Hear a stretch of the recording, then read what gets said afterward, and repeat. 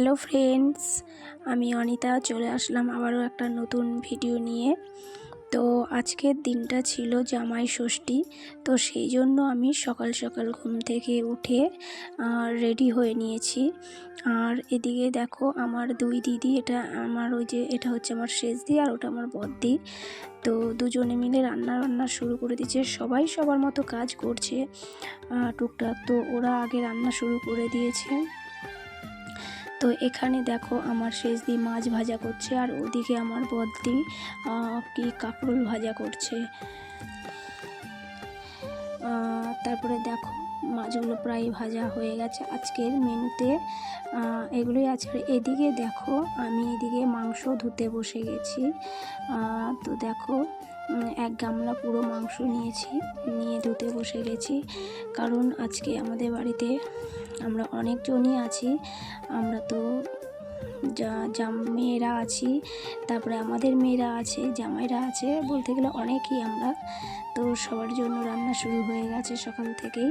আর এদিকে দেখো আমি আবার একটু বাইরে চলে আসলাম তোমাদেরকে দেখাবো বলে। দেখো আমাদের মার বাড়ির লেবু গাছে পুরো এত লেবু হয়েছে যে ভারে পুরো নিচু হয়ে গেছে।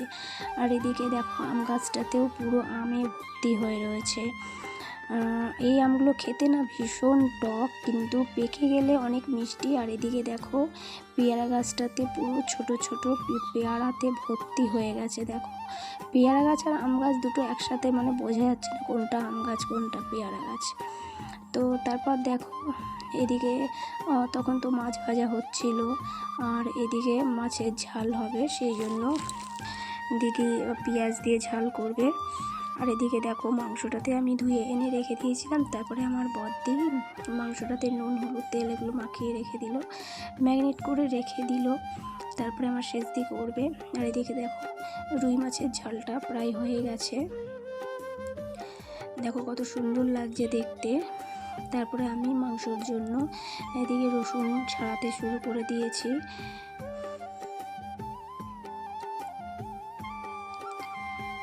তো বাড়িতে যত কাজই থাকুক না কেন, যদি সবাই মিলে কাজগুলোকে ভাগ করে নেওয়া যায় না, তাহলে সবারই সুবিধা হয়, কারোর ওপরেই পুরো প্রেশারটা পড়ে না, খাটনিটাও অনেকটা কমে যায়।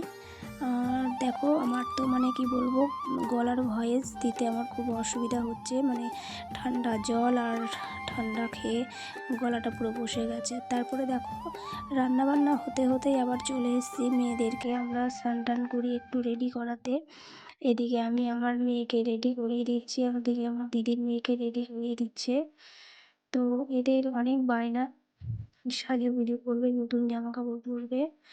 আর দেখো আমার মেয়েকে বলছিলাম যে হেয়ার অয়েলটা পর, তোর জামার সাথে ম্যাচিং হচ্ছে, কিন্তু আমার মেয়ে বলছে না হেয়ার অয়েল পরতে হবে। তারপর দেখো ওদেরকে রেডি করে দিয়ে বাড়ি দিকে চলে এসেছি। এদিকে হচ্ছে